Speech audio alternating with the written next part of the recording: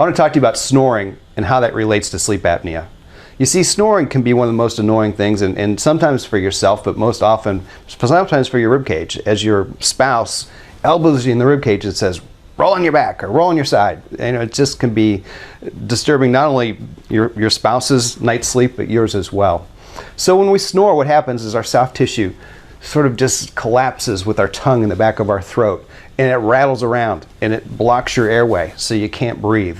And then sometimes you'll snort and wake yourself up. That can be an awful thing, and that's what sleep apnea is all about. All those incidences of being woken up through the night.